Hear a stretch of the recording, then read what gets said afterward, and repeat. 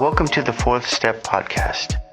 On each episode, we interview recovering addicts and learn their story with addiction. Through exploring personal journeys, we get a glimpse of the depths addicts fall to and their path in recovery. We hope you enjoy the episode. We're calling it the Fourth Step, but it's about like open war stories. The shit you don't usually hear in the meeting. Yeah. You know, all the things like somebody would say, you know, like I felt bad about this one time that I did this one thing, and then they'd go on to talk about spiritual principles or the step work that they did around it. But I have one or two of those. Yeah. Yeah, but we want to know about the shit that you shut your mouth out. Like when you're at a meeting and you shut your mouth, you're like, oh, I better not share about that. Yeah. That's what I'm curious about. Yeah. We never get to hear those dirty secrets, and you know, and we also talked about like never using anybody's like last name, or you can use fictitious names or something, because we don't want to incriminate anybody else. Even though if you use a name, just use the first name. Yeah. Yeah, I don't remember most of this. Perfect. That's awesome. So Irene, tell us a little bit about yourself. Where are you from? Tell us where you came from. All right. You mean like a little bit about growing up and all that, or just how I'm sitting on the chair? Paint the picture, just who you are. Got it. Well, I'm Irene, and I'm an addict. Oh, my God. I know. I'm 54 years old. Okay. Wow, you're young. And went to my first meeting of... Well, I've been in meetings my entire life because my mom is an alcoholic, so I've always been in some kind of meeting. And... How old were you in your first meeting? 10. So, but you were there for her. For her. My first meeting for me was sometime in 1984 or 5, I don't remember. And Michelle M. Took me to my first meeting. I do talk about this, but I always think it's a good story because I told her I was 15.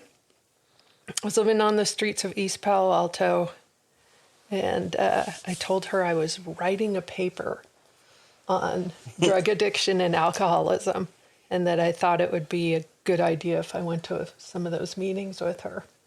And I'm guessing there was never a paper. Oh, no, I had dropped out of high school. Okay.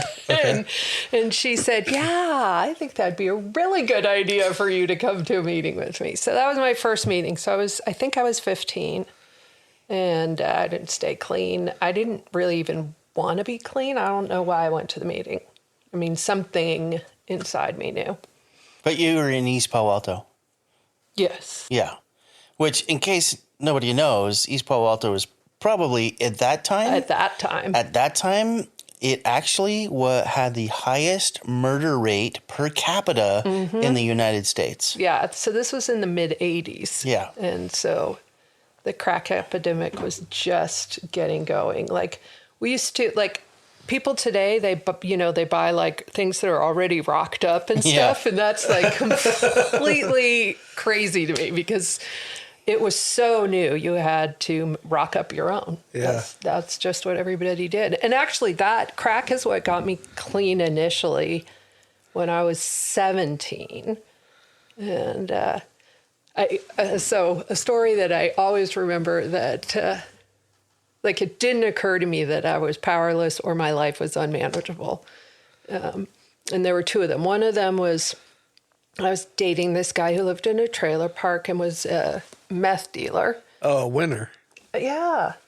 Yeah, and I was, again, 16 or 17 maybe, and he was like 35. Oh, so he's winning. Yeah.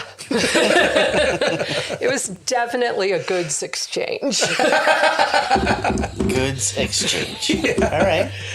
And so there was this guy that lived in the trailer park who had trach. So he had one of those, holes in his throat with the plastic. A tracheotomy. Yeah. And we used to go over to his place, and he had like a tank so that we didn't have to use matches. And we would pass the pipe around, and he would take the pipe and put it in the hole in his throat and suck it in. Dude, that is insane. Pass it on. And like, I thought nothing about taking the pipe out of his hand after he'd stuck it in the hole in his throat. But this wasn't the guy you were dating, right? No. This was just one of the trailer park people. Okay. Yeah. Wow. Yeah. And you're 17. 16 or 17. Okay. When did you start using drugs? 12. 12. Yeah. 12. What was that experience like? The first time I ever got loaded. So I wasn't ever going to get loaded because my mom's a drunk. Okay. And like I made a conscious decision at a really young age, never ever going to drink, never going to do drugs because I don't want to be like her. Okay. Got drunk the first time I was 12. Didn't last very long. And I was at a party, and the kids were passing around a bottle of whatever that, someone had stolen from mom and dad's liquor cabinet. And when it came to me, I said no, because I wasn't going to drink. And without getting into a whole lot, I basically talked myself into drinking. Like, nobody made a big deal about it. Peer pressure? Peer pressured myself. Oh. Nobody else. But you didn't want to feel left out? Or? Right, yeah. Yeah. They were all off doing their thing. They were drinking. They were laughing. Well, still some form of peer pressure. Yeah. So I took a first drink, a second, and I got drunk that night. And I can remember consciously thinking to myself, this is why mom drinks. Figured it out. Yeah. And I drank every day from that day forward. Okay. Yeah. So people who talk about social drinking or crossing some invisible line or years of successful drinking, I don't know what they're talking about. Was there a point in your childhood that was there some stuff that you wanted to kill the pain? My God. My childhood. So my parents divorced when I was 8. And my dad is a doctor and medical doctor. Yeah. Okay. Wow. Cardiologist. Wow. And he left because of mom's drinking. He just couldn't take it anymore. But there was all kinds of trauma in that house. Even before my dad left, like, you want to talk about the things I don't talk about in meetings? Like, in our house, their bedroom was downstairs below mine, but our heater vents were directly connected. So I could hear everything that would go on in their room. And Wait, like everything? Well, yeah, but none of that was going on because mom was a drunk and they were miserable. That would not have been traumatizing. That'd be a loving family. Compared to the other. Yeah, so I could hear them fighting. I could hear my dad telling my mom, if you don't calm down, I'm going to have to tie you up, and, hitting. And that was what I grew up with. And then dad left and left me, left my sister. I was 8 and she was 6, and didn't try to take us with him, didn't fight for us, just was like, I can't take it anymore, I'm out of here. So when you started drinking, that was a lot of the issues that you were drowning? Oh, yeah. And my mom, she was a daily blackout, raging drunk. Was she a drinker at home or a drinker at the bar? Home. Okay. So she would come home from work, and she was a vodka cranberry drinker. She would come home from work and she'd pour herself literally before she did anything else, she'd walk in the door and pour herself a drink. And the drinks would get paler and paler and paler as the night went on until it was like, a drop of cranberry juice in it. And, I remember sitting at the kitchen table with her. And again, I'm like 9. And her crying and talking about my dad and his hussy and like trying to fix it, trying to counsel her and, not... At 9 years old. At 9 years old. And then you mentioned that your first meeting was around 10. What was it was it through your counsel that she realized she had a problem? No, my mom. So the first time that that I am aware of my mom being in some kind of treatment was actually Herrick Hospital in Oakland, which is a psych ward. Okay. And my parents told us that she had cut herself on a plate and had to go to the hospital. That was the first suicide attempt that I was aware of. My mom's probably had 8 or 10 suicide attempts before I turned 21. Wow. And that'll cause you to get loaded. And I always say anybody who's been to the psych ward as many times as my mom has knows how to kill themselves. She was never trying to die. It was always about attention. Yeah. It was always about a break. It was always about poor me. And so my job was to take care of my sister because she was 2 years younger than me. Jeez. And so, yeah, my childhood was full of police and fire engines and ambulances. So let's talk about that. What was the first incident that you remember, or let's say the worst one, where you remember a police incident where law enforcement had to get involved? Well, the first one I remember, I was in the 5th grade, so I was 10 or 11, and I came downstairs because I needed to go to school, and I came downstairs and I couldn't wake my mom up. Oh, shit. And I couldn't wake her up, and I couldn't wake her up, and I didn't know what to do, so I called my friend Lisa's mom. And she called I don't think we had 911 then. I'm pretty sure 911's been around since a long time. The police showed up. Yeah. The police showed up either way. Yeah. So, everybody showed up. The police showed up. The firefighters showed up. Oh, the ambulance shows up. And they took her away. And, I feel sorry for my sister. She remembers everything. She remembers every detail of every incident that ever happened. Older or younger? I'm guessing older. Younger. Wow. One of my best, and it's a character defect that served me very, very well, is I compartmentalize things to the point that I don't know they exist. Wow. My sister tells me stories from our childhood, and I have no idea what she's talking about. That's common with the youngest. That and then they have a different perception of their life than the other kids or even the parents, and so some things that happen for the youngest kid, older kids and even parents will go, "I don't remember that. That never happened," and then they gaslighted. I'm like, no, I was there. That happened. Did you ever talk? How many siblings do you have? Sort of 1 and sort of 5. So Lisa is my sister, same mom, same dad, 2.5 years apart. We grew up together. It was just her and me and my mom. Okay.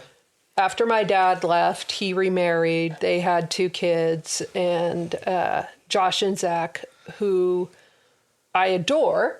They're 13 and 15 years younger than me. Their mother found the existence of me and my sister very distasteful. Oh. And so when they were babies, Lisa and I would come over every other weekend per the court agreement. Yeah. And they would go out and we would babysit. Oh, wow. And that was my weekends with my dad. And then as soon as the boys got older, they just didn't want us around. Okay. Your dad and stepmom? Yeah. Didn't want you around? Yeah. They did not want us around. And, well, I talked to my dad about it years later, and he said, Gwen made my life very uncomfortable if you girls were around. And I was like, are you fucking kidding me? Yeah. I'm your child. Yeah. And you were the first part of that life. Yeah.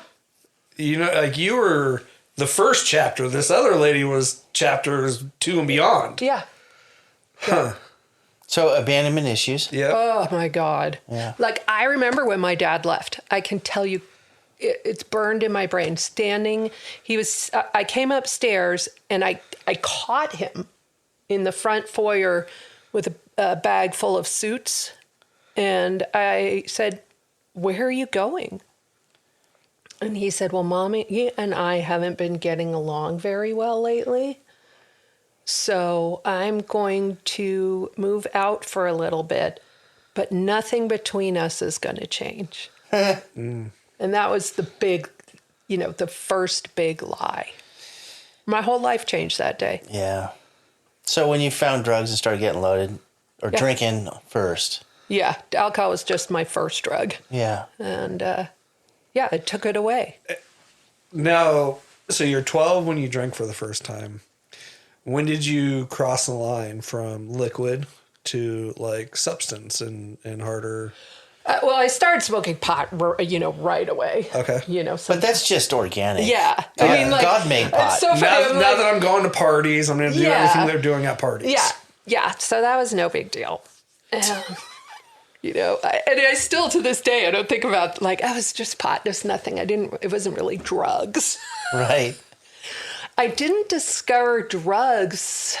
Because somehow you went from a house party at 12 to smoking crack pipes out of somebody's tracheotomy. Mm-hmm. And I'm trying to figure out, what was that lineage? What's that lineage look like? Again, I'd have a hard time remembering, but I do remember the first time I ever did coke. Okay. And I had a friend. Set the scene. Yeah, where are we? Set the scene. So I had a friend, and she, let's see, how old were we? We must have been freshmen in high school, so we're probably 14. Okay.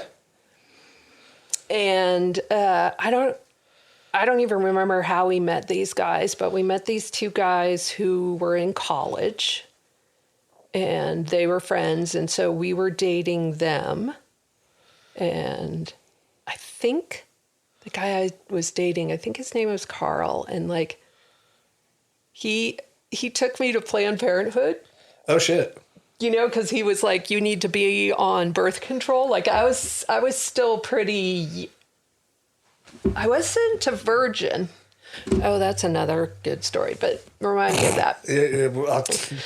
Check. I wasn't a virgin, but, I wasn't very experienced. And so he took me to Planned Parenthood so I could get on birth control. And I, to this day, am grateful to him for that, because I am so lucky that I never experienced an unwanted pregnancy, and I fucked my way through my teens. Okay. And your mom wasn't around to give you that talk either. No, well, my mom was fucking her way through her 40s. Okay. Apple didn't fall far from the tree. But not available for you. No. I mean, when I did my first Ford stuff, I totally remember this. And I was writing out my sex list, and I was at Sean's house. Yeah. And I had left it open on the coffee table. Uh-oh. And Chip came home, and he goes, "Irene, you left your resentment list open on the table." And I swear to God, there was like 300 names between the ages of 14 and 18. And they were like, guy in Florida. Oh, wow. And those 3 guys at that party one time. You said resentment list, but it was... But it was my wasn't. Sexual list. Sexual list. Yeah. But somebody had thought it was resentment. because it was so long.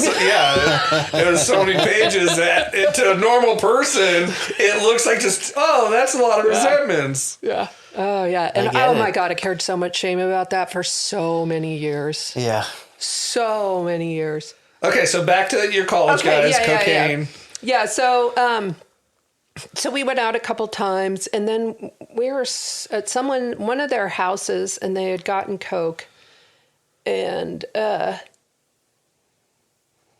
offered it. Liz, her name was Liz. They offered it to Liz, and she was like, "Oh no, I don't want to do it, because I don't want Irene to feel left out." Yeah.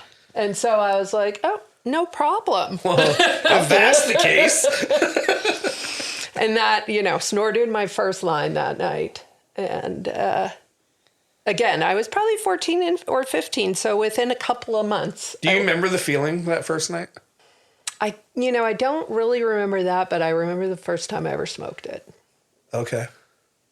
I remember the first time I ever smoked. I remember the feeling and hitting that pipe and having that little, just that moment of sort of a dizziness, head rush. Euphoric. And then just tingling through my whole body and... So that was like a hit that like, oh, that took all the pain away. Yeah. Yeah. How long between first line of cocaine and hitting the pipe or the foil or whatever? A couple of months. Couple months. Yeah. So from your first line, did you start doing it? Oh yeah, yeah. In fact, my best friend and I, once that happened, it was on, and so I made all new friends, and my new best friend Robin, who actually I'm still friends with today. Her stepdad was a dealer. Okay. And then, we knew all the people. And like, our dealer, Corey, used to deliver to us. Oh, wow. He would deliver to us. And it's like the Uber of cocaine. And like, he'd come over. I can remember lots of times he'd come over and like, we'd buy a half gram or a gram or something. And he'd be like, well, put down what you want and I'll match you. And so we'd be like, dump it out, whatever we had. If it was a gram, we'd dump out a gram and he'd put one down and we'd do 2 grams right there and then. Okay. And we even made up a song about him. A song? Mm-hmm. It was a jingle from a commercial. Are you going to sing it for I'm us? going to sing it. I'm ready. Let's hear it. My dealer has a first name, it's Koray. My dealer has a second name, it's Oskai. And I love to do his stuff every day. And if you ask me why, I'll say, 'cause Koryoski has a way with Cocaine. The fact that you have it memorized. Well, it's the baloney commercial. Yeah, but that I still remember it. Unfortunately, you probably can't use that. You could take out the last. We'll figure something out. I mean... Yeah, because I do list his full name and spell it out. Yeah, you do. Good point. Yeah, but good point. It was, 30 plus years ago. So at what point did you go, it's time to move up. It's time to move from snorting this to... Because you started this podcast, I mean, the fact that you talked about somebody smoking rock through a tracheotomy in a trailer park, what led there? How did you get there? As quickly as I could. Was it through Corey and that group, or did you have to find dirtier people to be friends with? Of course I had to find dirtier people to be friends with, but they were all available to me. The guy who lived across the street from me. In Palo Alto. Which is a pretty affluent neighborhood. Yeah. Yeah, I think of Palo Alto, and I'm thinking like just tech economy. Yeah, and it was different, but it was all super rich. Okay. Like, I grew up thinking I was poor because everybody around me got a BMW for their 16th birthday. And, but the guy who lived across the street from me, David S. David's good. He was friends. He was in that crew. Okay. Of the scum people. Okay. And so we moved to that house in Palo Alto when I was in the 8th grade. Okay. So became, just made myself friends with him and all of his friends. And his was the house. All the guys would come over. They'd hang out in his driveway and garage and work on their cars. And so I'd just walk across the street. And, and that's where I met, Gary and David and Kevin and all of these people. Slept with every single one of them. And, that became my first lower companions. That's when we started. They were all smoking crack, and that's how I got into it. And was that start of rock bottom? That was the start of that rock bottom. Yeah, I was like, no, that was the start of the rock, not the bottom yet. That was the start of that rock bottom. And so we used to, steal VCRs because, VCRs is how old I am. Yeah. And sell them for crack. And we had this dealer, Stevie Mack, who lived in East Palo Alto. And so that's how I got into that whole scene. And like once they introduced me to Stevie, then that was the East Palo Alto connection. And once I got into the East Palo Alto connection, it was all over because I was a 16-year-old blonde-haired white chick, and I could pretty much have whatever I wanted. Did you ever pay for drugs? Sometimes. I mean, yes, always, but sometimes with cash. Okay, there you go. Sometimes with cash. Not very often with cash. It was just easier to do it the other. And plus, I didn't have a job, and I didn't like stealing, but I didn't mind sleeping around.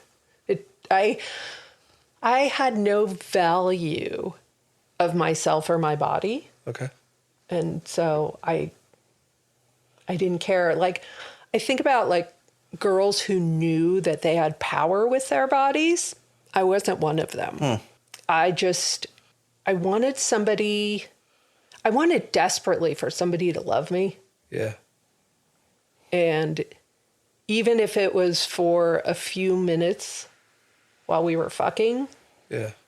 it was somebody wanted me.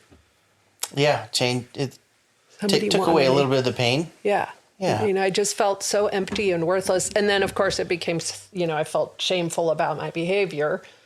And so then I felt worse about myself. Vicious cycle. Yeah. So during your time, you've shared about your cocaine use, smoking rock.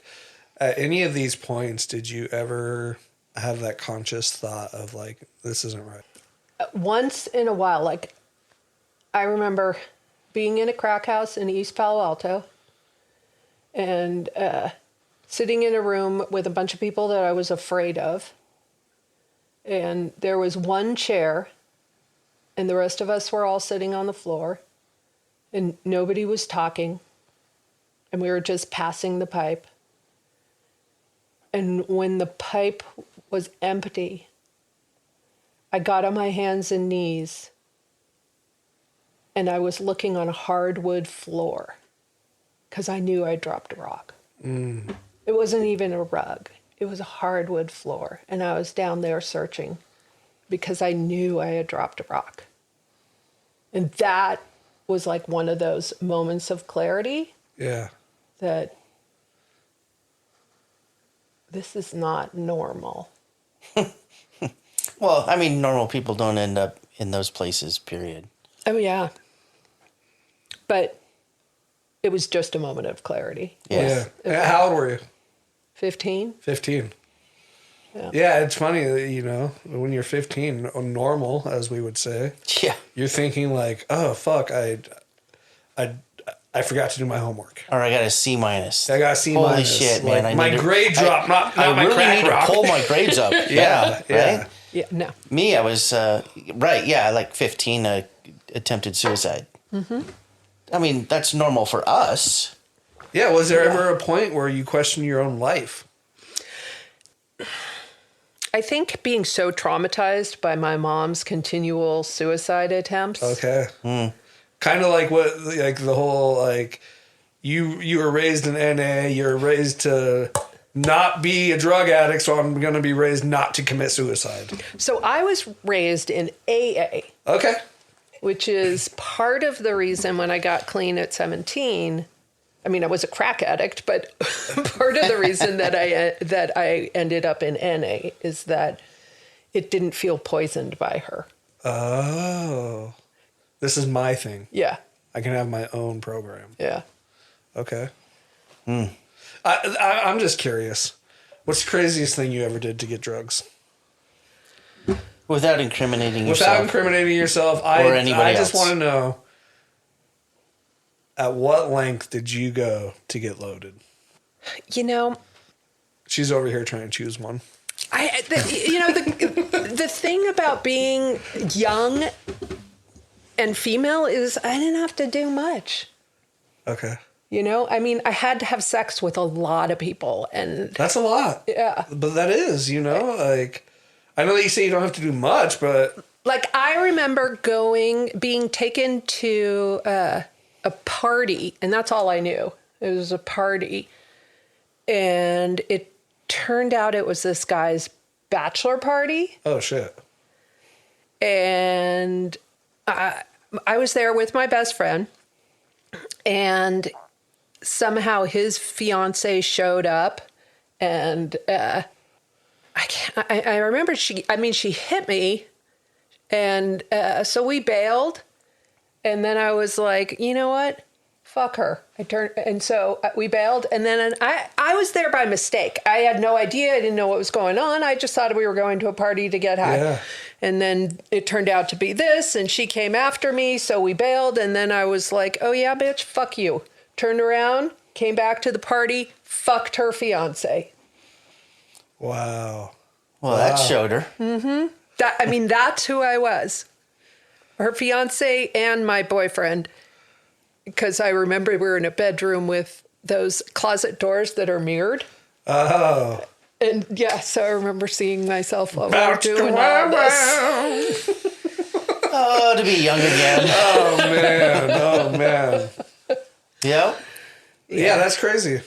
And obviously, so you did that. You stole VCRs. Yep. You had some wild times in high school, or at least some fun times. Well, that was all high school. So how did you end up in a trailer park? It was just near my house. Like, I know that my boyfriend was this guy, Jeff, and he dealt crank. I don't even know how we met. Okay. Like, it's that whole phase of my life, because I was loaded. You're loaded, yeah. All the time. All the time.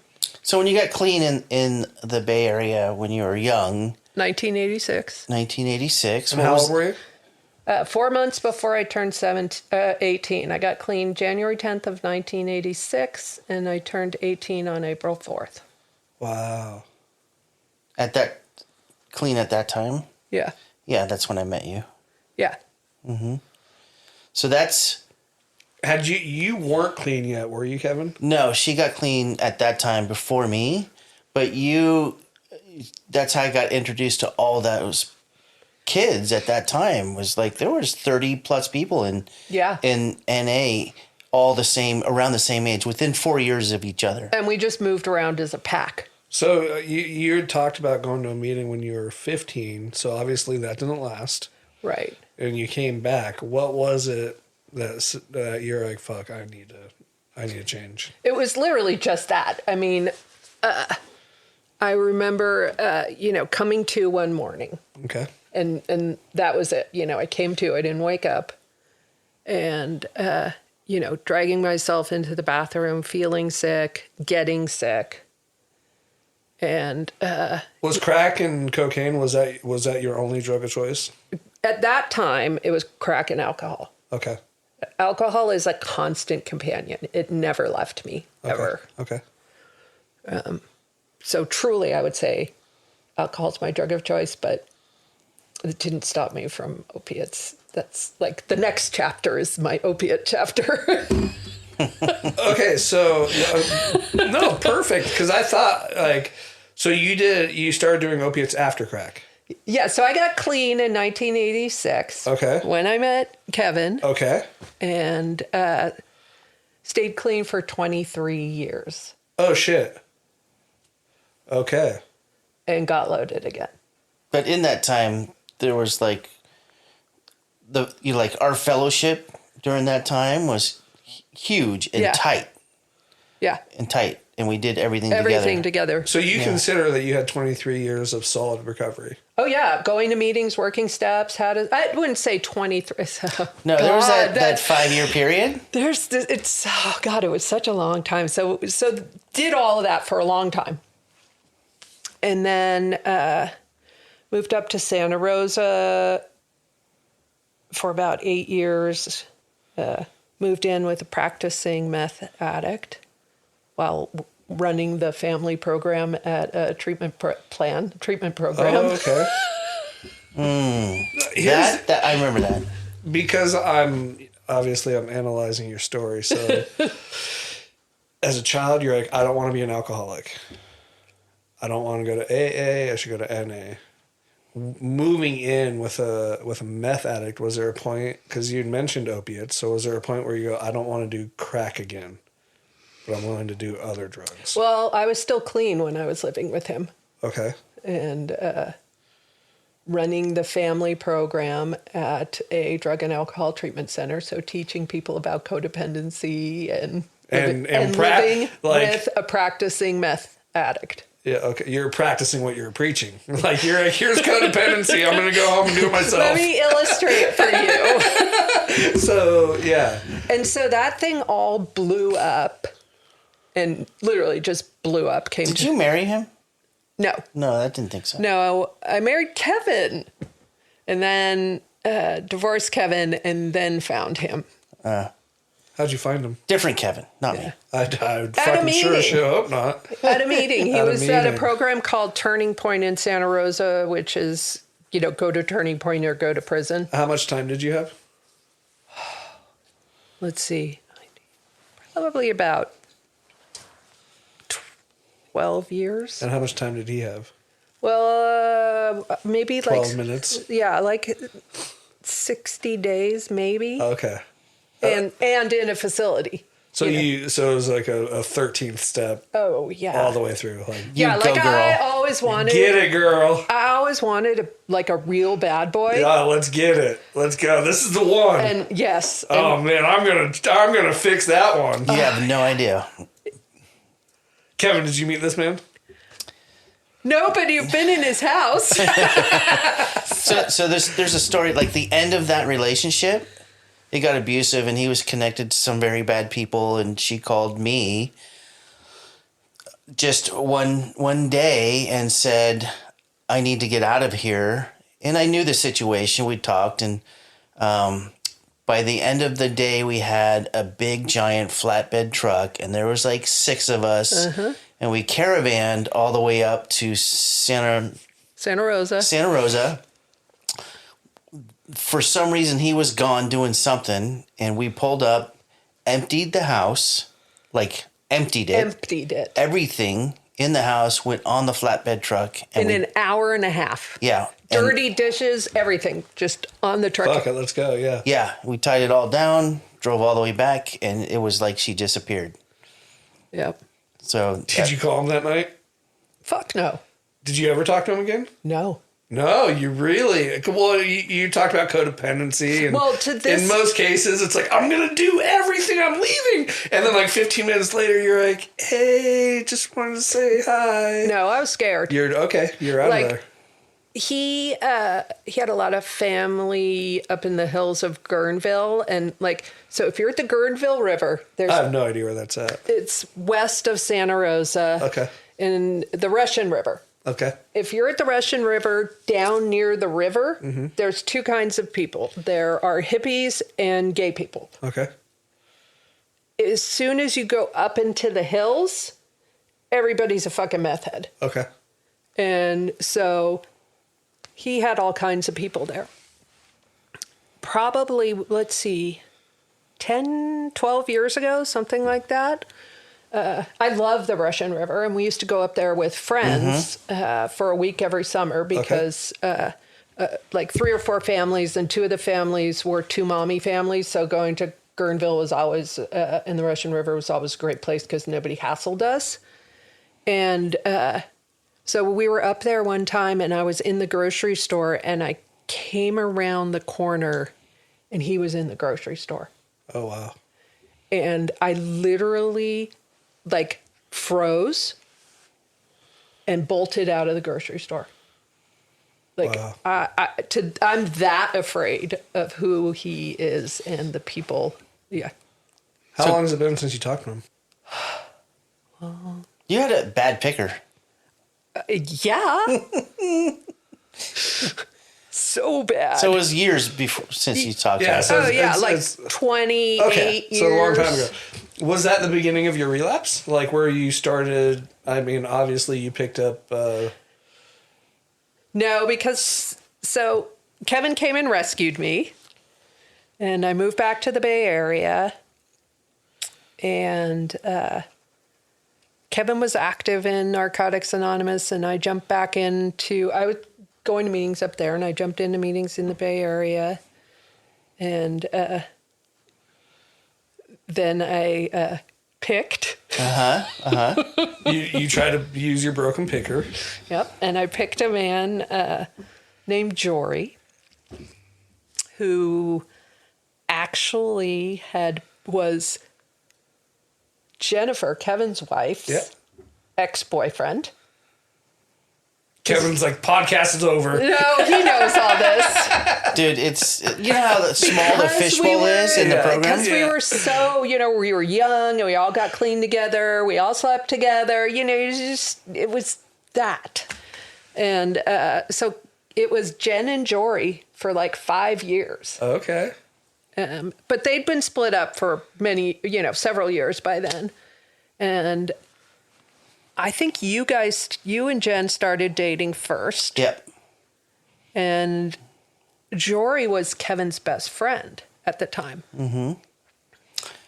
Yeah, he would come to me and talk to me about, hey, I'm kind of afraid to tell you, but I really like, Irene. And to clarify this picture, like when I first got clean, my friend Steve, who was dating Irene, the first day I was clean, Steve took me over to her house. And I walked in and Steve said something like, this is Irene, and for some reason I said, Mom, I'm home. I never really had parents that You were there said, for me. Hey, Ma, Yeah. I'm home. Yeah.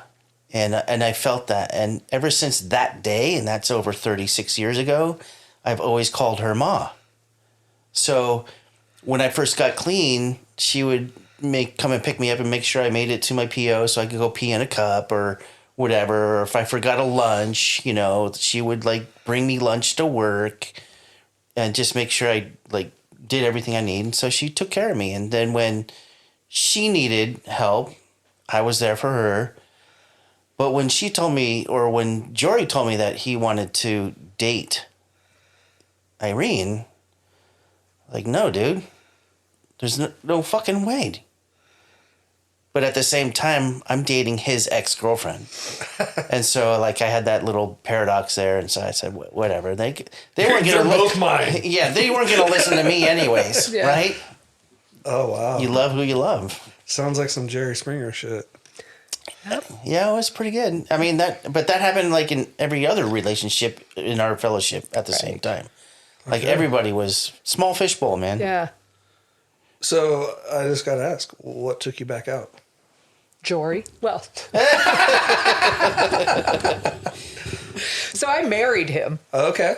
Yeah, I married him, and we were married for almost 20, just shy of 23 years when I left him. With his son. Yeah, I have a 22-year-old son. We have a 22-year-old son. So there's a lot of insanity in between. He relapsed a bunch of times. The first time he relapsed brought Kevin and Jennifer and I back into meetings because all of us had been slacking. Okay. And just sort of fellowship, we're keeping ourselves, each other clean. Yeah. And then Jory got loaded and it rocked our world. And ironically, he got loaded on crack. And I had an 18-month-old son at the time. Okay. And locked him out of the house, had to change the locks, all of that, close the bank accounts. Oh, I got back quick. Yeah. No, it was so I had a daughter from a previous marriage before Jen, but we were, we had her and Irene had called and said, "This is what's going on." I drove over there. I couldn't leave Jackie at home, so I took my daughter with me, and my daughter had grown up with, Irene and Jory at the same time. But my Jackie asked me as she's watching the cops cuff and stuff, Jory, she asked me, "Are you going to go back to meetings now?" So I completely broke down, cried, and realized that my daughter had more insight than I did. Wow. But And she was 9. Yeah, I would say she was 8 or 9. 8 or 9. Something like that. Yeah. So that's what got us back to meetings. So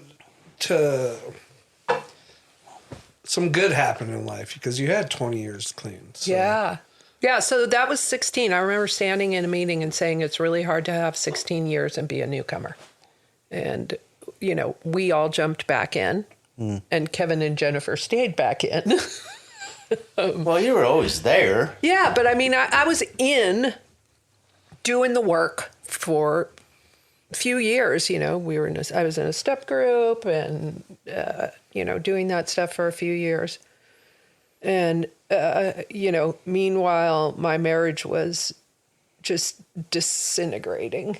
I think he'd relapsed again by then. And he was just so angry and so mean and self-centered. And all the things all those character defects that you keep when you don't work steps. You never work that process. Had you been working steps? That's another question. Through that process of being clean. I did up. So I did initially, and then when we came back, I did the steps 1.5 times. So in 16 years, you only worked the steps once? Oh no, probably 3 or 4 times. But so my first sponsor goes back to my abandonment issues. My first sponsor walked me through the 12 steps. She walked every woman through the 12 steps back then. And then she literally went crazy. Okay. Had some kind of psychic break. And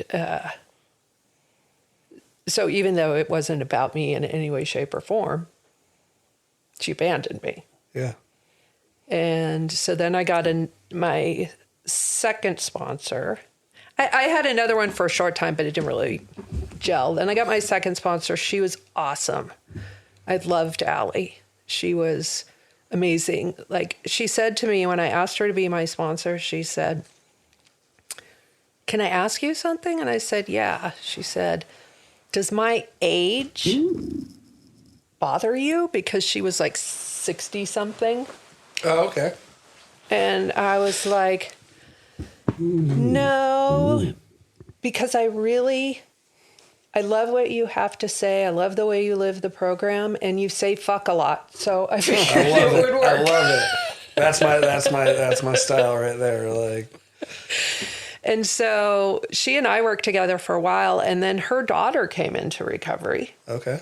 I became her daughter's sponsor. Okay. And, we talked about that a little bit because it's a little weird. And I was like, well, obviously. Conflict of interest. I'm like, obviously, I'm never going to come to you, Allie, with anything about my sponsee because that would be weird. Yeah. So I took Susie through the steps. That was her daughter. And when we were doing her 5th step, she talked about when she thought her mother was 12 years sober, finding her drunk on the stairs of their house. And all of a sudden, I have this information about my sponsor. Oh, wow. That she got drunk and she lied about it. And my sponsee's telling me because it's that's scarred her shit. her. Yeah, that's... And now I have to respect the bounds of our relationship that she shared this with me. And my sponsor is lying. Wow.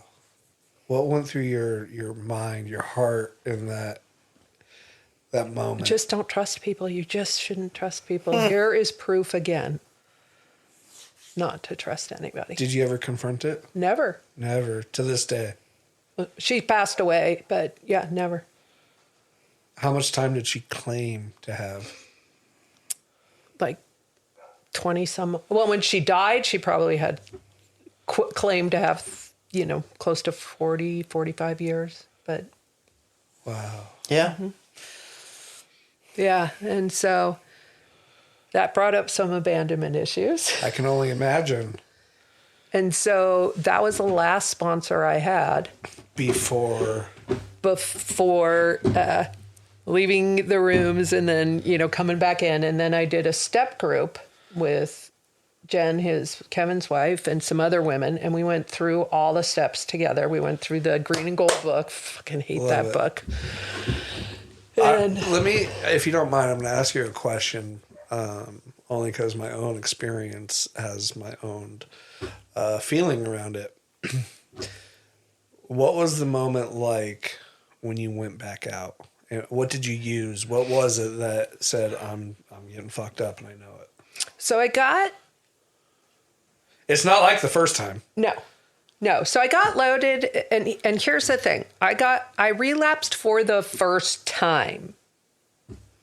Because once that happened, it's been a battle. Mm-hmm. So I got loaded for the first time, I think, sometime in 2008 or 9. And I have no recollection of any of my relapses when I picked up for the first time.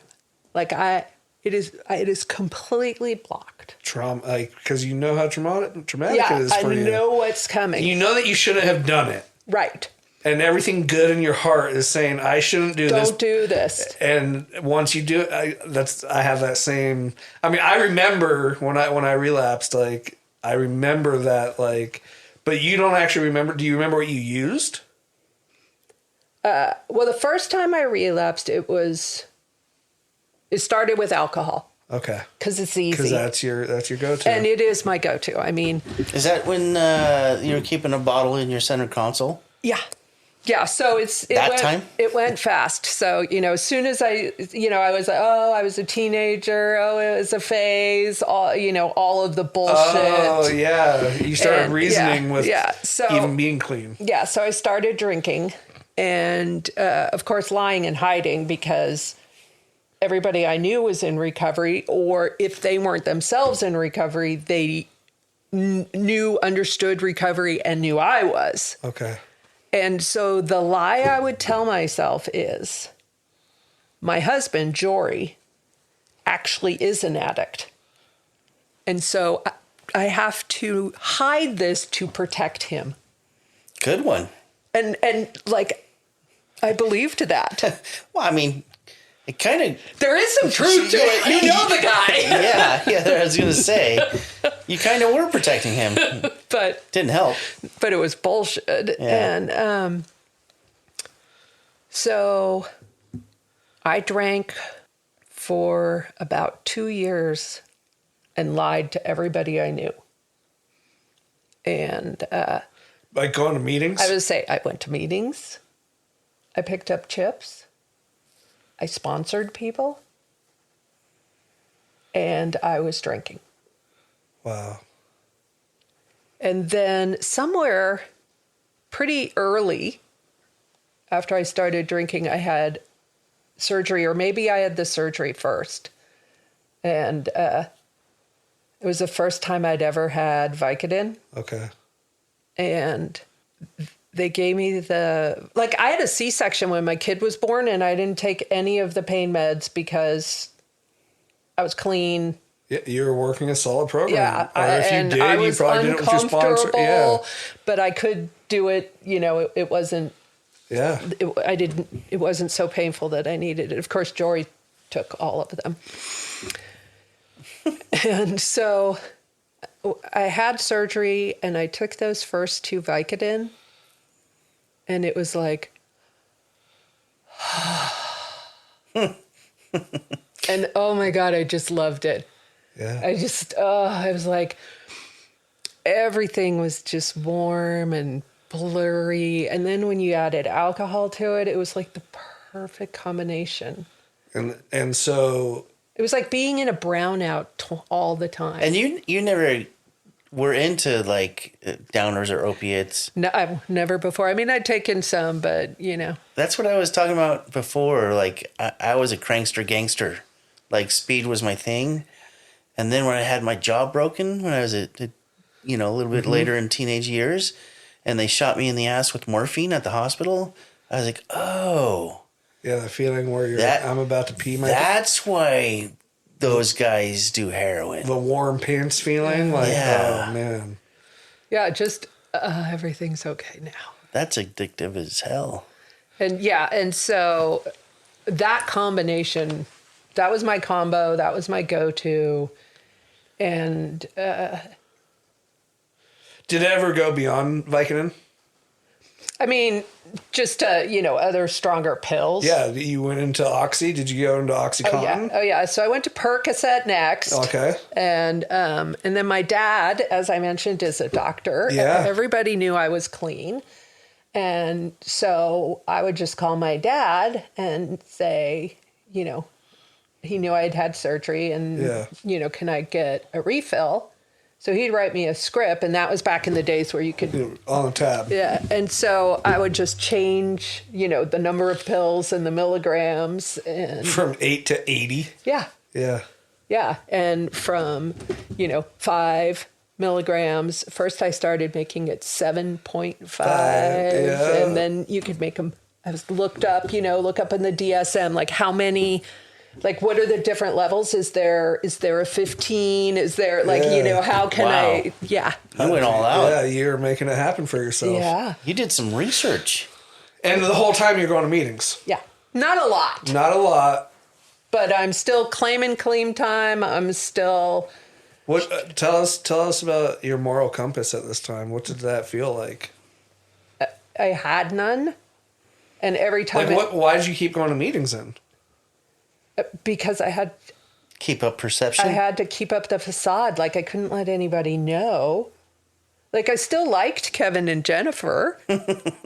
And if I was using, I couldn't hang out with them. So I just... No, definitely not. Yeah. And so I just lied. Wow. Yeah. I mean, and believed it was okay because, like, I still got up and went to work every day. Uh-huh. And you learned how to manage it. Yeah. So I went from being on the streets crackhead to a successful business executive. Okay.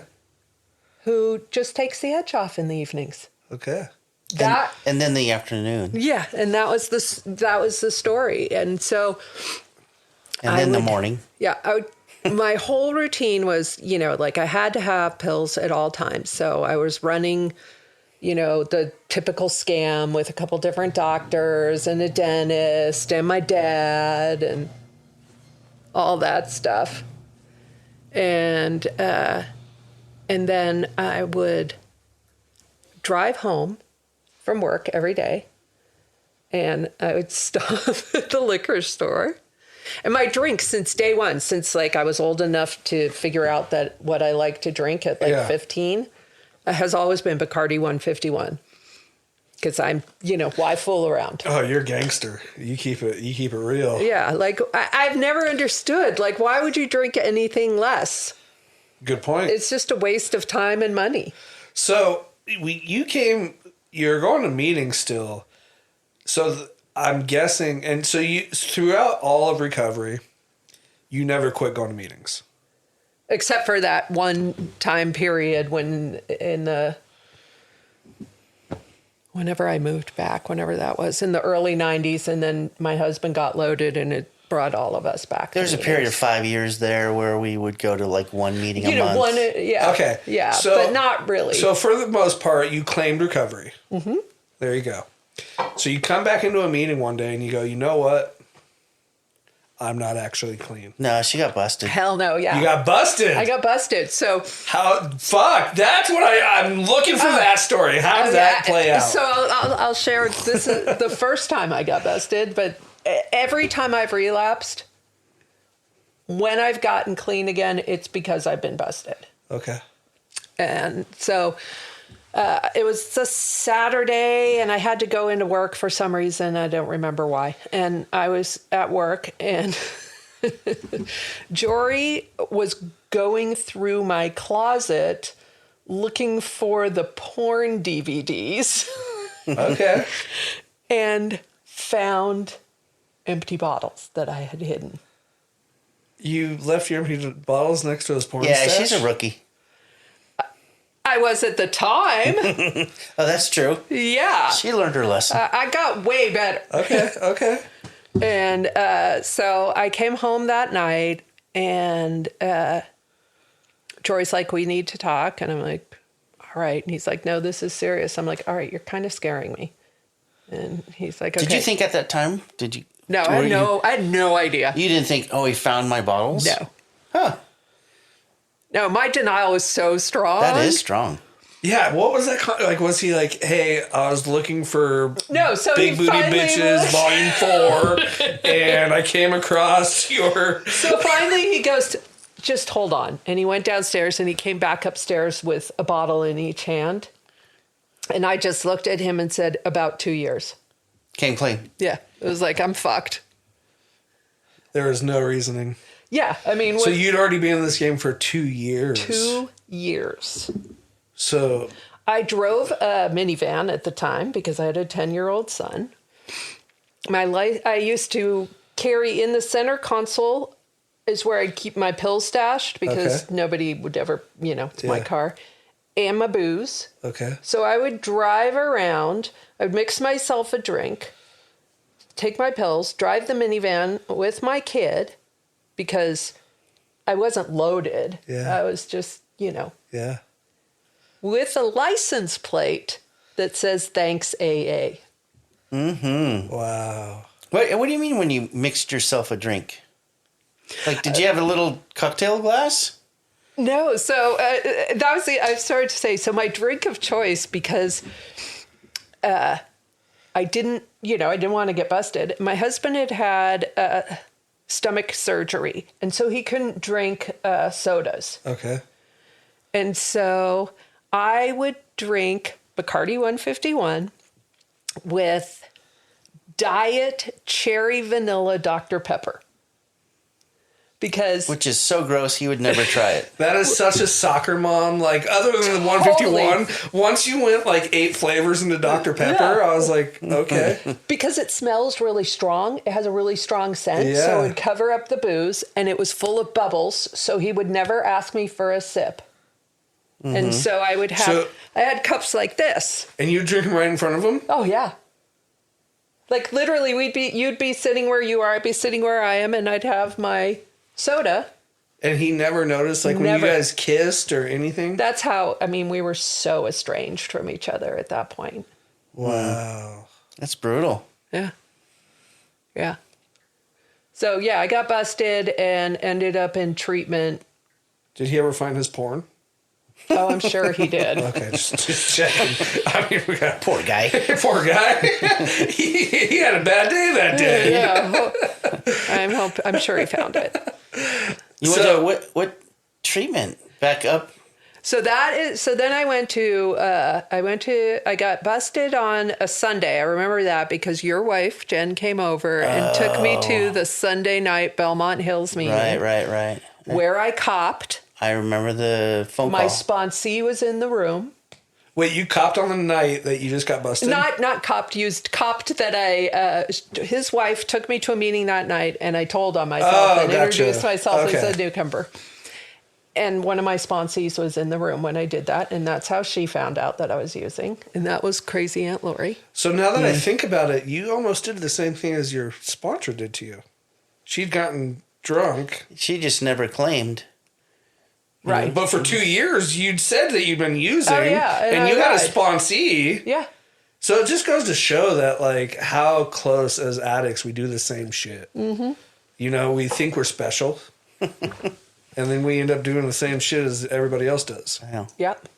Yeah, so that That was what. So you decided to get clean again? Yep. But no. No. You're like, you know what? That was cool. I was like, I'm going to just go to meetings. I can do this. But he was pretty adamant that you had to go to treatment. Yeah. And so truly, I picked the lesser of the two evils. It seemed way better to go to treatment than to stay with him. Yeah. Yeah, but the treatment facility that you went to? Yeah. Come on, that's not a treatment facility. Yeah, but at the time I didn't know that. Oh, was it like Malibu or? So it was a real, I mean, in terms of program, it was a true treatment facility, but it's called Altamira. It was in Sausalito. It was like on the beach? Is it still there?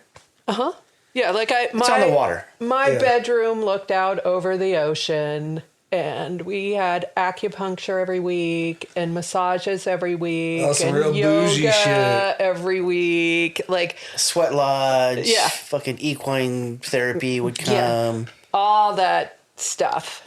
Chef. I mean, it was 30 days, 60 days, 90 days? 30 days. Okay. But the program was Solid. hardcore, and my counselor was amazing. I think he had like 36 years at the time. And I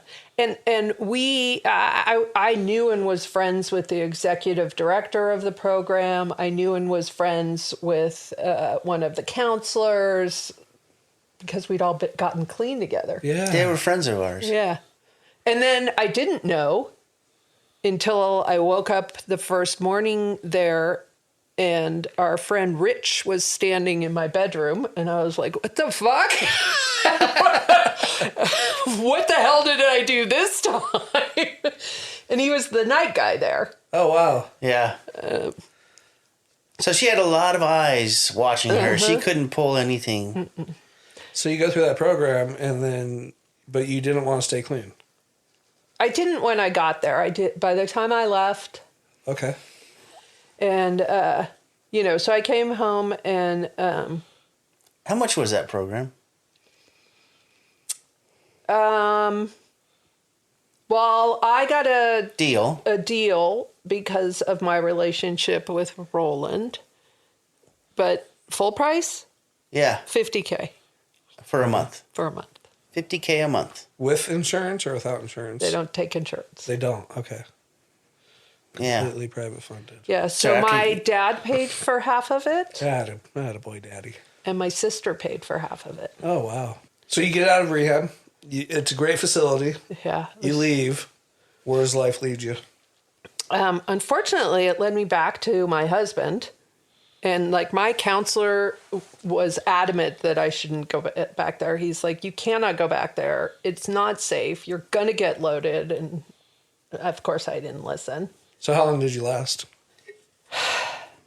I think I had like I don't even remember. 7 years. So here's the deal. I got loaded again and I don't remember when. Yep. You don't remember when you get loaded. And same routine. Drinking 151, hiding my bottles. And this time I hid the bottle on the very top shelf, like way up high above stuff in the kitchen. Not next to the porn. No. But my son this time climbed up on a chair to try it because he thought that the brown sugar might be up there and found the bottle. Oh, shit. And I was like, yeah, it's not mine. Pretty heavy denial then. Yeah. And so it's either yours or his dad's. yeah. And so my I have so much kid guilt. So he's like, okay, Mom, he's holding a bottle. And I'm downstairs. He's holding the bottle and he says, okay, Mom, it's either your bottle or it's Dad's bottle. This is what you drink. Should I get Dad and bring him down here and we can have a conversation? At the time, our friend Justin is staying at our house. And so he's upstairs texting with his wife saying, okay, Ben just found a bottle. He's going downstairs. Now Jory's going downstairs. We might be going to treatment tonight. I'm not sure what's going on. So I went back to meetings and I copped in. I think that was April. Of what year? Let's see. The first time was 2010. Yeah, what, 15, 16? Probably 15 because this one's from 17. Okay. Wait, so you've gone out, you've gone out more. Oh, yeah. And here's the thing. I know that I have gotten loaded and used in there somewhere and not told anybody. So, like, I got busted then. I'm pretty sure I'd used before then and not gotten. I mean, that pattern of get loaded, lie, hide. In those times of relapse, because obviously you're hiding it, it's pretty low key, kind of under the covers. Did you ever do anything that reminded you of the shit you did when you're like 14, 15, 16, 17? Or you just kept it so under lock and key? I am at home. Closet. In my bedroom, by myself, getting loaded. You know the only way to get high is by yourself. Yeah. Did you ever use with somebody? Yes, but they never knew. Oh. So, like, I remember going to some SCCLC, some school thing in Sacramento. I can't remember what it was, but your wife was there and Gretchen was there. And I was drinking vodka cranberries the whole night. No, they didn't know. I went to company meetings where, we'd go out of town and I'd drink. But nobody knew because I'm in recovery. Yeah. I do one of my more funny. Yeah, let's hear it. We need to get some light in the room. I got a couple. Yeah, I got a couple light of in the those. room. I got a couple of. So I was in Dallas for some business meeting. Okay. And I'd had a couple relapses at this point. Are you friends with Kevin at this time? Yeah, I mean, we've been friends through it all. The closeness of our friendship has waxed and waned based on my behavior and my choice of life partner. We're gonna get back to Dallas, but I need to ask a question so that it ties this together because your guys' relationship is important to this whole story. Kevin, was there ever a moment where you knew in the back of your mind something was wrong, but she was never honest? No. So she was that good at hiding it. Yes, but her husband, I always thought, like, I wonder if today he's loaded because he seems loaded. And that went on for, 20 years.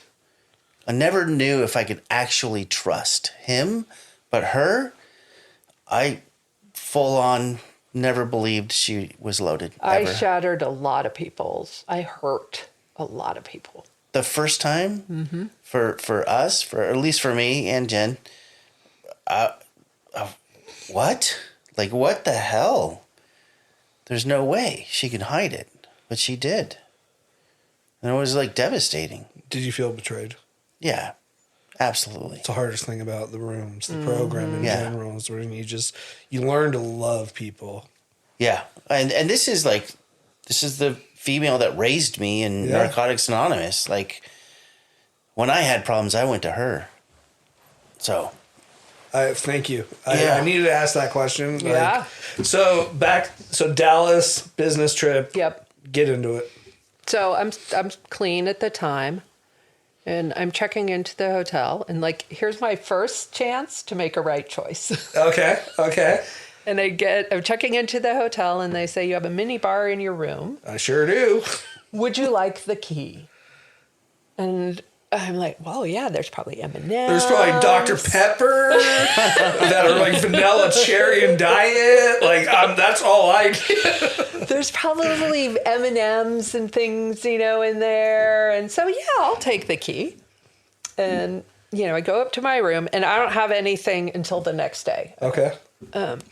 So I go up into my room, and I get all unpacked, and then I go over and like, well, let's see what there is. So I get over to the mini bar. It's my second chance to make a right choice because in addition to a key, it also has a little seal, So yeah. Like, we're about to charge you. Yeah. And, so like, here's another chance. Yeah. And, so fuck that. I, remove that. I put my key in, I open it. And you know how they have those little airplane bottles? Of course.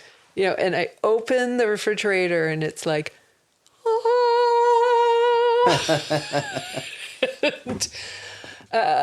so I decide I am just going to have a drink. Okay.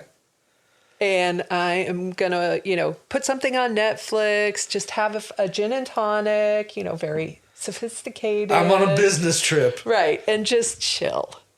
So that was the decision. And you were clean up until this day or no? I was clean at the time. I just don't know how long. Yeah. No, and I understand that. And so that was the last memory that I have because I'm a blackout drinker, always have been. Okay. The next thing I know, I am coming to on the floor of my hotel room. And have you seen the movie Flight? Yes, that's the first thing that went through my head. Exactly like the scene from Flight. Like you're like, what? Wait. What if I hadn't seen it? The mini door of the refrigerator is wide open. It's completely empty. There are bottles strewn all over the floor. I am on the floor. You probably ordered more. Yeah, because they only give you like 2 or 3 in the first mini bar. Yes, but I keep forgetting there. Somewhere in all of this, I got super fat. Part of being miserable and not having a program but not using, so I turned to food. Got up to 320 pounds. Oh wow! Yeah, and had bariatric surgery. Oh, and so one of the side effects. And I was clean when I had bariatric surgery, is that you don't process alcohol normally, and it takes very, very little to get you drunk. And I was like, well, it's not an issue because I'm clean. Okay, so it didn't take much. Right. It takes very little. In fact, I know very well that 2 of the small bottles of vanilla extract is sufficient. So you've gotten to that point. Yes. Lindsay, you missed that one. Yep. She'll have to tell that one. Yeah. Vanilla extract. Yeah. Well, no. Let's finish Dallas. Yeah. So you wake up. It's Denzel Washington Flight all over again. Yeah. What's going through your head? What happened? Exactly. It was like, what the fuck? Did you complete your work and go to the meetings and? Oh yeah. Because that's what we do in my family. Like my mom was a raging alcoholic. Keep it pushing. But the second you walk out that door, you fucking pull yourself up by your bootstraps, straighten out your shirt. Did you drink again that night? You know what? I don't remember. Okay. I mean, I'm sure I did. Because once I start, that's it's the big lie we always tell ourselves is, I'm going to have a drink and watch Netflix and chill. And thinking that once I do that, like, okay, I come to the next morning, there's bottles on the ground all over me. Okay, well, whatever. It was a bad night. I'll just move forward. But once I start, I can't stop. Okay. Unless confronted. Right. Yeah. Unless there is some type of intervention. So obviously after Dallas, you kept drinking. Mm-hmm. And lying. So you're lying. And what was the next call out? Was that your son calling out the bottle on top of the cupboard? Mm-hmm. So where does vanilla extract come into play here? Because that, I got to be honest, for the closet user, the one that has relapsed and wants to work a program, like to that addict that's still able to hide it, that's rock bottom in the hiding sense. Oh, yeah. Yeah, the people at Lucky's in San Carlos must think I bake a lot. So that's like, is that what your drug of choice became? Was like vanilla extract? Yeah, because I kept getting busted because I couldn't hide my bottles. So I bought things that didn't have to be hidden. And you never thought like maybe I could just stick to pills? No. It's both or nothing. Yeah, well, and because I've been busted with the pills by then, when I was in treatment, I called all my doctors. Okay. And did the, confession. I'm an addict. Yep. I've been, so please, mark up my files. Put me on the list. Yeah. And so, and there've been a couple times where I've been to the ER and they've been like, oh, we see this. So, it's there. And so I'd lost my connection. Yeah. My dad cut me off, obviously. Did he cut you off after the first time? Yeah. Or did he let it happen? Okay. No, my dad has never written me a prescription since he paid to go to rehab. Of my rehab. Yeah. It's expensive. So when did you decide? Like, how did vanilla extract become? Like, was that a Google search? What was that? Yeah, I don't know. I remember hearing somewhere that had alcohol in it, and like I was making, actually cooking, and I looked at the bottle and I was like, "Fuck, this is like 70 proof. I could just buy it." No, I mean, like, it blew my mind away. Like, kids can go buy vanilla extract in the grocery store. Yeah. And how'd you chug a bottle down? Was it nasty? Did you put it with Dr. Pepper? no coffee Coffee. Ugh. or eggnog, because it was already the vanilla flavors. time of the year and all of that. Wow. Yeah. Okay, now That's desperate. you've relapsed how many times in your recovery? 2, Like 4? 3, 4. Yeah. I'm going to ask you this, and you can be as honest. In the first 20 years that you had, Honest 20 years. it's an honest 20 years. 22 years. 22 years of honest. Honest 22 years. And out of the 4 relapses you've had, did you ever have to like add one to the story? Like, there's one that I didn't tell you guys about. Oh, I'm sure there are. Like, But the chapters, for the most part, Yeah. is like 4 good, solid chapters. Yeah. So There may have been a couple months where you told somebody that you're clean, but you weren't. yeah. Like, But I got busted. but there's yeah. four times where you go, you know what? I'm recommitting my life Yes. to recovery. Yes. What's your clean date today? My clean day today is August 6th of 2020. Congratulations. Thank you. How does that feel? It's fucking awesome. Now I'm going to ask you this: what makes this one different than the last ones? So this time, when I relapsed every time in the past, my life was pretty fucked up. And I believed that that's why I kept relapsing, because I was so miserable. And when I relapsed this time, my life was better than it had, like, beyond my wildest dreams better. I had everything I could have imagined and more. I was happier than I had ever been. Were you working steps at this time? No. In 2020? No. Let me ask you. Since 2020, have you started working steps? Yeah, I've been through them 1.5 times already. Congratulations. Yeah. Like, I'm scared shitless of my disease. And What scares you the most? cunning, baffling, powerful. Like, that every time I've relapsed, I didn't know that I relapsed.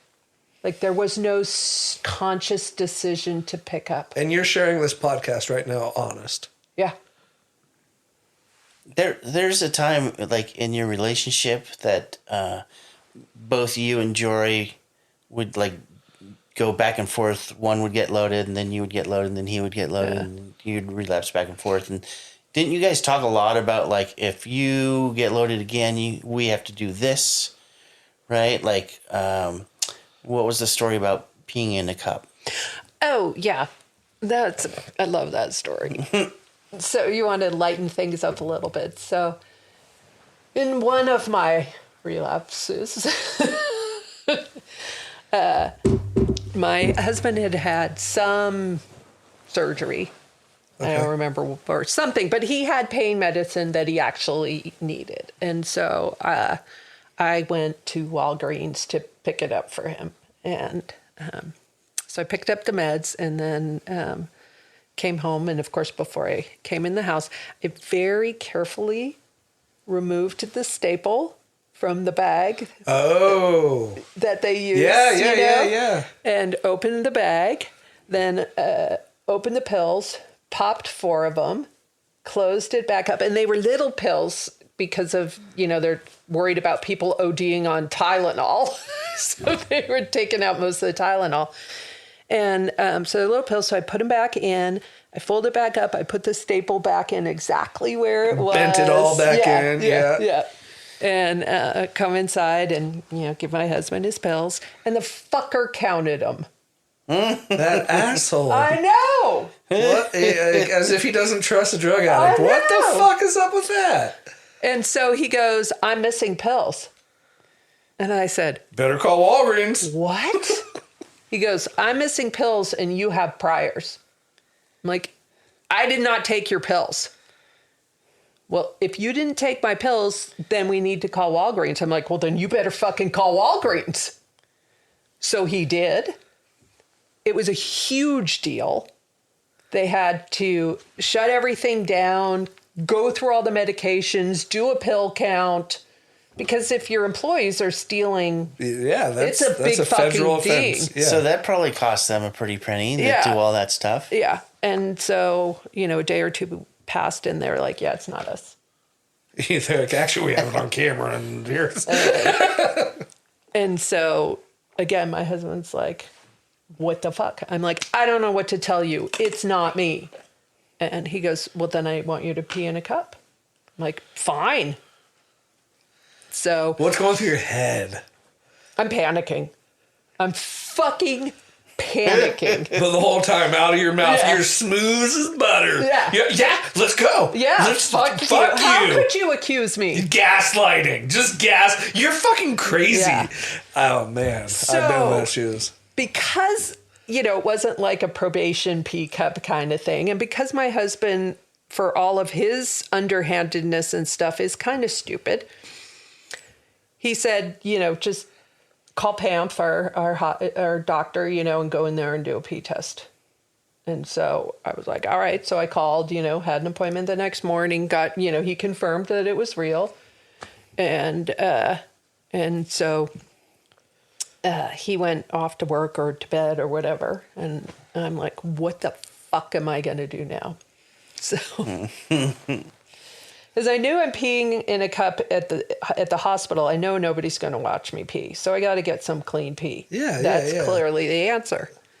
Well, everybody I know is in recovery. Nobody's going to pee in a cup for me and keep my secret. You can't go to Kevin and be like, hey, buddy. I'm going to get busted again. Can you pee in this cup for me? So I thought, well, it might work. So I got a cup. I chased my bulldog around on the back deck until I could get her to pee in a cup for me.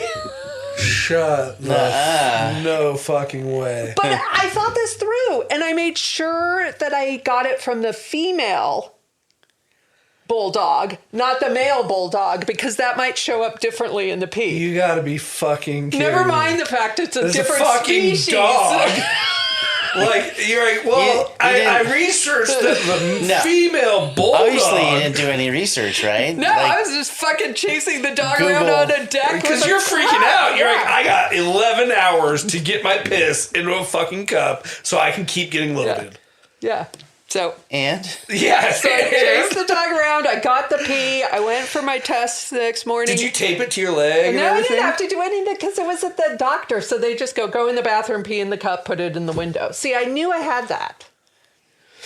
So I went in and poured Marley's pee into the cup, and Marley was not on opiates. And I got away with it. Shut the fuck up. They never hold on, Pete, man. once... Works every time. Wait, they never like, hey, this is a Because fucking dog. all they were doing was For opiates. testing for drugs. Opiates. Oh my god. Yeah. You could have just put fucking water in there, probably. No. I wanted to hear the story like, well, congratulations, you're going to have puppies. Wait, so I got away with it. how did you come clean about it? I What? never. I mean, I didn't for years later. Wow. Yeah. That's crazy. Is there other stuff that you did like that? That's what I was actually curious. Was there ever a time when you were smoking fucking crack where you're like tweaked out, being like, no, I'm not high? No. Because everybody I was with was. Did you get weird when you were getting high? Like, were you like one of those crackheads that were like itching and looking at shit? No. That's a fucking meth thing. I am crack.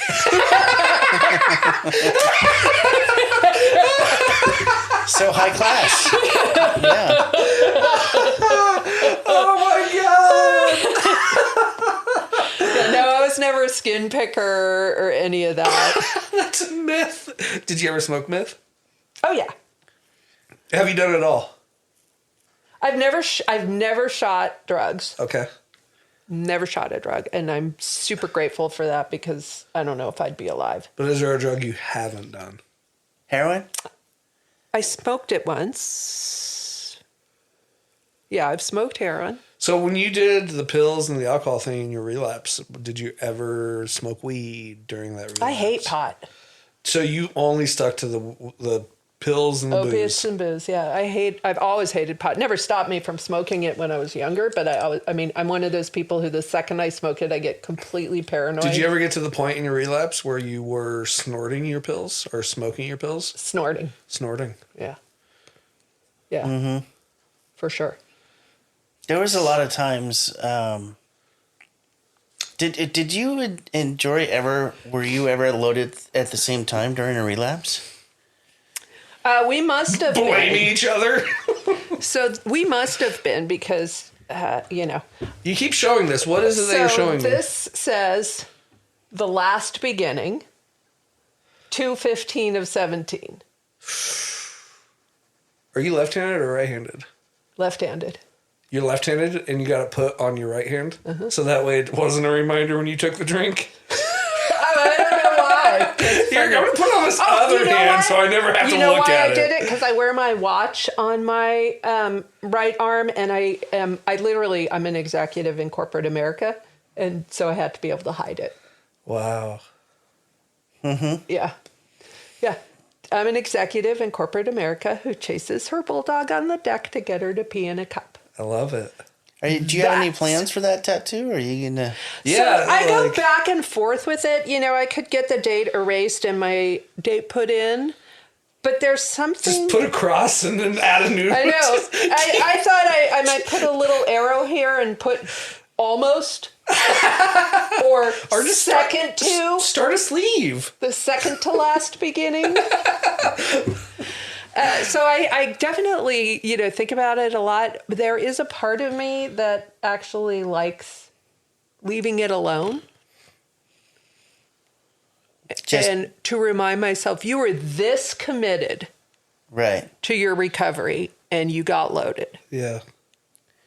Yeah, that's true. I could see that. So so as we, because we're up towards the last couple of years here, what's it look like today? What makes it different? I know that, you mentioned that you were scared, but what does your program look like today? So there is a couple things in working the first. So I am doing the deal, The hard work. Yeah, going to meetings, working the steps, reading the book, doing the deal. So that's kind of like fundamental. Mm-hmm. When you say all that, like I've known and you've known people that have gone to meetings consistently almost every day, that they have a sponsor they talk to all the time. They've worked all the steps and they're still working steps. They're of service and they still get loaded. Great question, Kevin. That's what I mean. What's stopping you from going to the fucking liquor store right now? So I'm doing the deal, and I think that's fundamental. I don't think I have a shot if I'm not. Right. Okay. But there are two kind of moments that really stand out. One is when I was working on my first step with my sponsor, and she is everything's very thorough. Super fucking thorough. Okay. So she drives me fucking nuts with all the writing. And so I was doing some writing on the first step. And for whatever reason, it's the first time I understood, I have known that I am powerless over drugs the second I put them in my body. Mm. The second they, it doesn't matter what it is. Game over. It's all over. I have kicked off the allergy and I am off to the fucking races. The second I start, I don't know what comes next. But I've spent a lot of time, in different ways, thinking about when did I pick up? Yeah. And I really don't know. And that's I had this holy shit. I'm powerless, period. Mm. At all times. Every time I've gotten loaded, I've been sober. Mm. And I don't remember doing it. Mm. I'm utterly powerless over picking up that first. And if I am that powerless about actually picking up the first one, then I better fucking find a power bigger than me. Mm. What's that look like today? Is she a goddess? She is not a she or a he or a... Actually, I've said, we talk about God of your own understanding, and I guarantee you, mine, nobody else on the planet has the same conception of God that I do. But I believe that God is a jellyfish. What the fuck? So, legit? No. A jellyfish? No. Okay. But I'm a visual person. So I have to have something I can visualize, and the old dude with the white beard and all that doesn't work for me. And so when I think about jellyfish, I'm fascinated by them because they, they're prehistoric. They've been around forever. We don't understand how they function. Mm. They don't have a brain the way we understand a brain. Mm-hmm. They don't have organs the way we understand organs.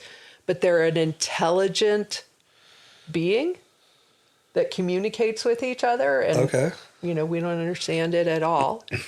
And then if you think about a jellyfish, they have these long tendrils. Mm-hmm. And so I believe that you have your tendril. I have mine. Mm. Kevin has his. Still the same jellyfish. Wow. And I believe that so much. You got the jellyfish that I tattoo? have a huge jellyfish tattoo. Is it? Oh, wow. And when I find myself in fear or anxiety or stress, I will often do this because I'm holding on to my tendril. Oh, wow. And so that has been huge, that sense of connection. And it really is my sense of connection, you know? So like I said, I think God is a jellyfish. You're like, what the fuck is wrong with this bitch? Yeah, no, I love it. No, it makes sense. Like at first I was like, is she still smoking crack? Like, this is weird. You know what the fuck? So when you said that, it reminded me of like one of my very first meetings that I understood the concept that everybody could have their own perception of a higher power. This old timer was sharing at the meeting about people could choose their own perceptions, and he talked about this mountain being in the middle of the room. Do you remember this story? And there's like, we're sitting here and the mountain's on this table, and you see snow on your side of the mountain. You're thinking about snowboarding, and it's just like the beautiful mountain with snow. And then you're looking at all the green trees growing up the side of the mountain. You see this beautiful forest. And I'm looking at my side of the mountain, and it has got some awesome single track trails for dirt bikes going all the way up to the top. And I think that's like my zen, you know, when I was dirt biking. So like we all see this really cool perception of what's attractive to us. Still the same mountain. We're looking at the same mountain. I love that. Yeah. So that reminds me of what you said, reminded me of that story. So what's your picker like today? Ask Kevin. That's funny. So, you know, when like the very first day that I got clean, and my friend that I went through rehab with, or we were connected that way. Yeah. He took me to her house because they were going out. Okay. That guy and I were like friends for many years. He eventually relapsed and like disappeared and went off and did his story, but came back a couple years ago. Well, that was her first boyfriend in recovery. First true love. And he came back a couple years ago. So you both came back a couple years ago. Yeah, so he was my first true love, and it was literally love at first sight. And I like this story too, because the first time I met him, my friend Alyssa was, you know, kind of had a crush on this dude, and they were kind of, I don't know if they were messing around or not. And anyway, he was in jail, and she wanted to go visit him, but she was afraid to go by herself. So she asked me if I'd go with her. And I was like, sure, I don't care. So I went to the jail with her. And that was Steve that she was going to visit. And literally, it was love at first sight for me. I remember doing the whole hands on the plexiglass. Wait, and you never met this guy before? I had never met him before. Hands on the plexiglass, like connection. And he was in jail for some violation, but he was clean.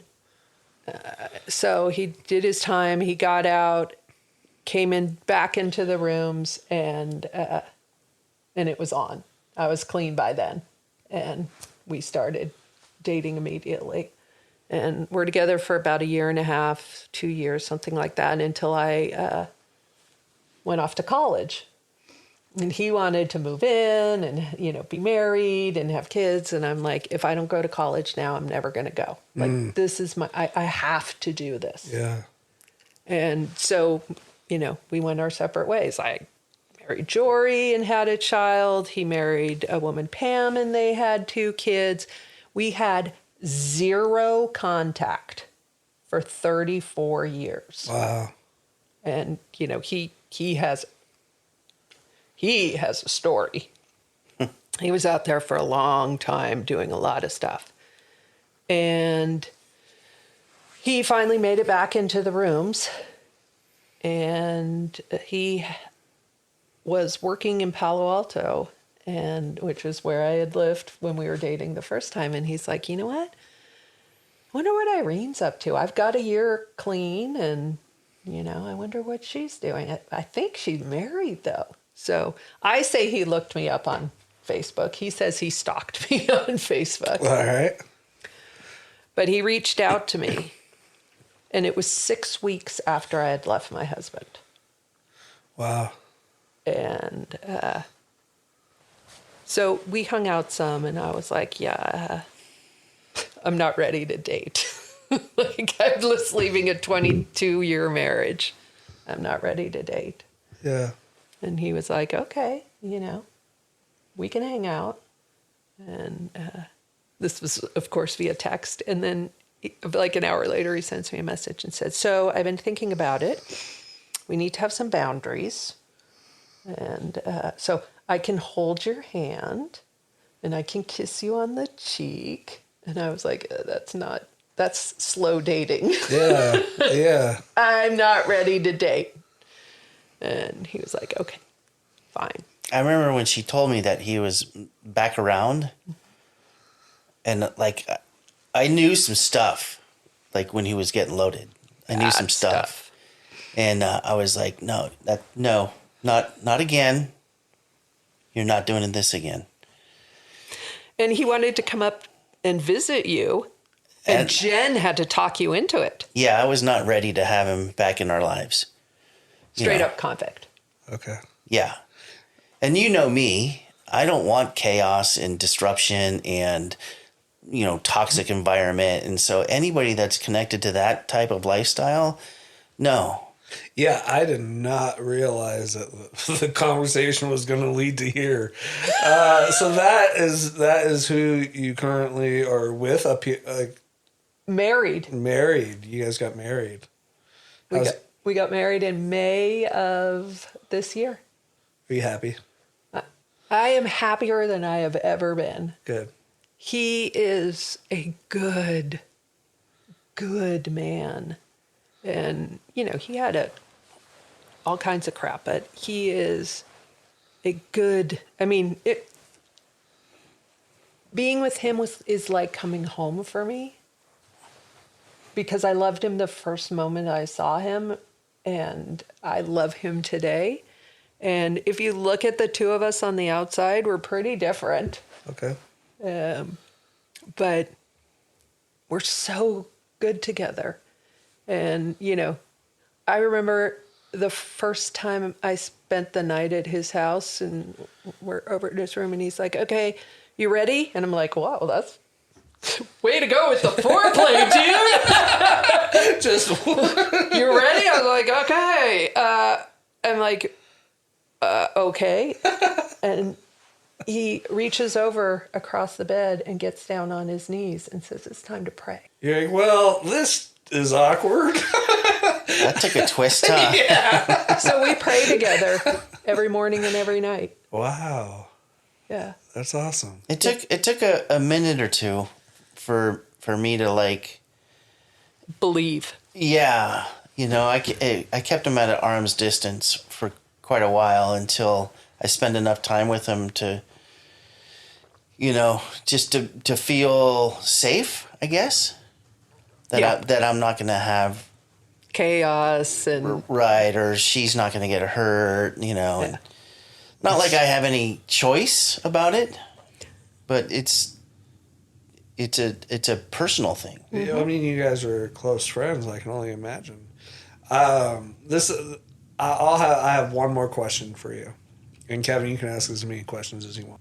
If you had a conversation with your 17-year-old self, what would you say to her today? Not him. That's what Kevin would say. That's what I did say. I did say that. I do actually, just address that, and then we'll get to your question. But I do actually remember one night going out for dinner, you and me and Jory and Jen. We were at El Chorrito in Foster City. We were sitting waiting for our food. I don't know. And I was just sort of idly daydreaming, and I had a fork in my hand, and I was poking it against my wrist. I wasn't thinking, I wasn't trying to hurt myself. I was just idly. And you're all, what the fuck why are you putting a fork in your wrist?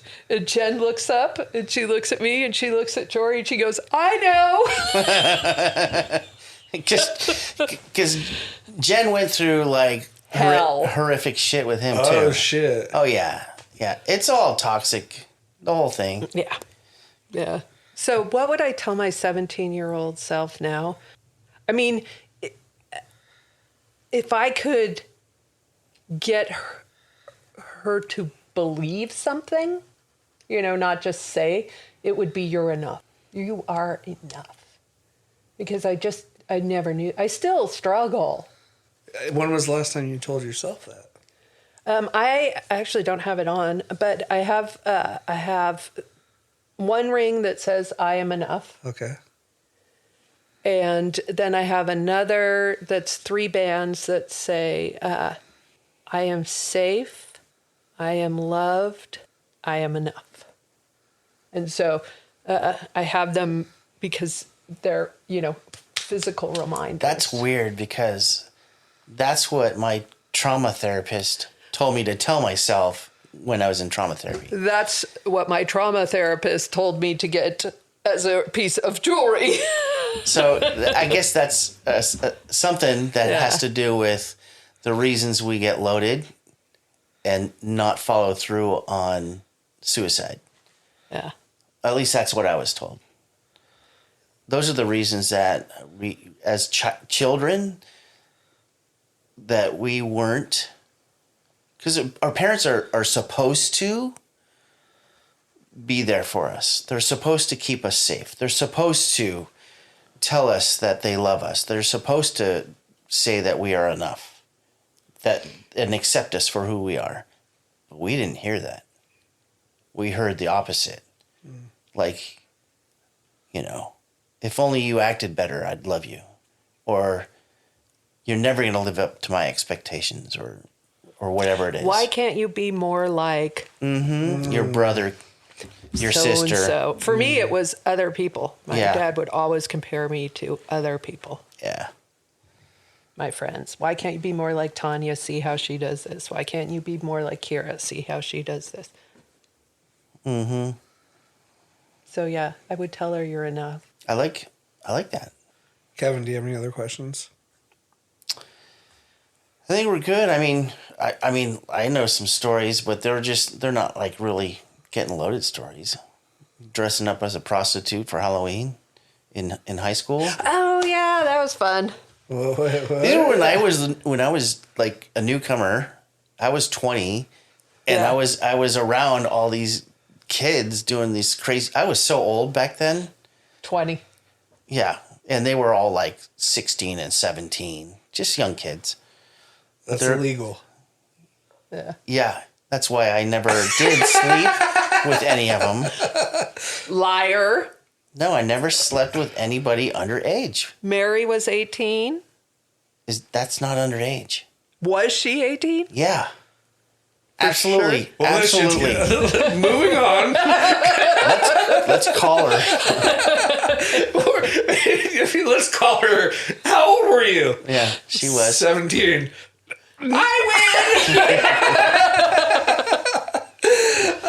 So what happened? Like you was just- dressed up as a prostitute? Yeah, we did. So you know how like all the cool popular kids in high school, and we were the stoners and the losers and all Yeah, of that. And yeah. so we were like, anything they do, we can do better. We just have never wanted to. Yeah. And so one year for Halloween, we were like, let's show them how it's done.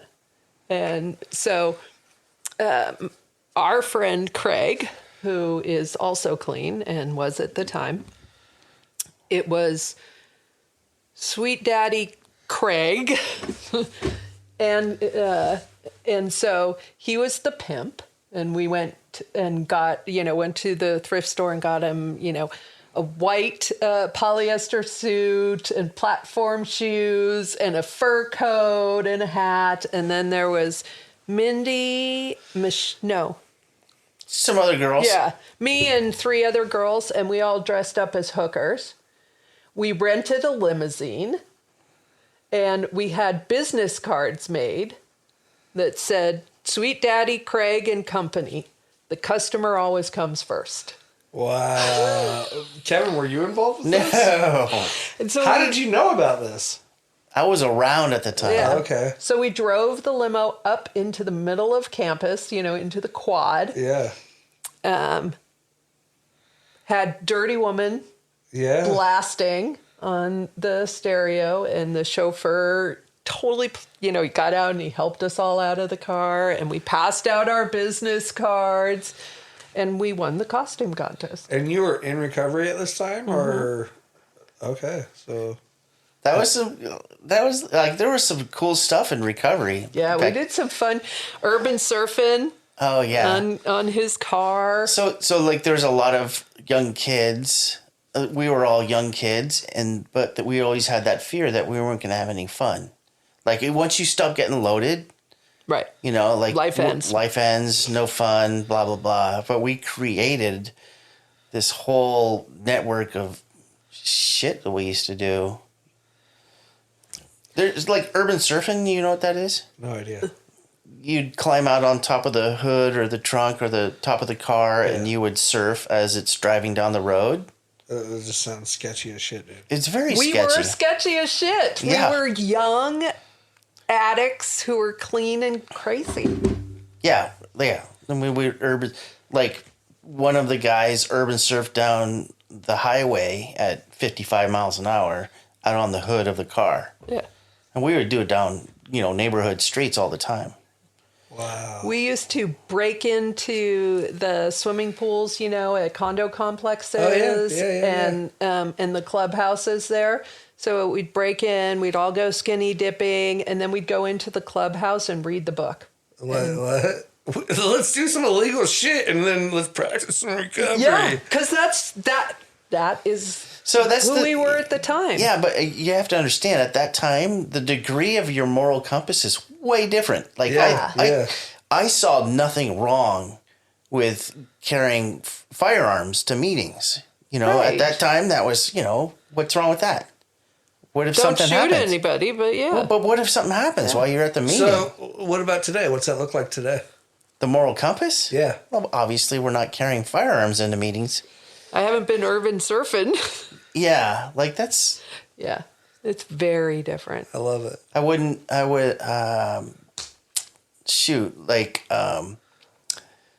there was a high school that had just closed, and then her husband and I, but at that time we were teenagers, still took the car out onto the football field of the high school, and we're doing donuts at midnight, and you would never do that now.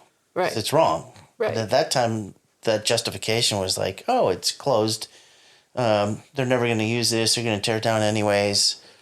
Yeah, if it was late at night and we were hungry, they'd just come up with the bins at the grocery stores. So we'd just go in and graze the bins and leave, and didn't think it. It's just. It's just yeah, that's no big deal. Yeah. So, I mean, what's your moral compass like right now? Oh, it's pretty black and white. Yeah. If I have to ask myself, then I shouldn't do it. Mm-hmm. There you go. I like that. Yeah. I like that. It's pretty much, My daughter makes fun of me because I'm like so opposite of what I used to be. I'm like so straight laced, and the like a perfect rule of thumb: is it illegal? Yeah, don't do it. Good. Okay. So, the other day, I took a bunch of hanging file folders home from the office so that I could have them in my office at home. And, I had to tell somebody. Yeah. Right? It's okay to do that. There's nothing wrong with doing that because I'm taking them to use them in my home office. But I have to tell somebody so they know that I'm not trying to sneak. That's what your experience already tells you. If I start lying, I'm going to keep lying. Yeah. I cannot afford to feel sneaky. All right. This is okay. Last question, and I'm done. And you can tell the truth, or you can keep it to yourself. What was the last thing you lied about? If you really have to think about it, then that's pretty good.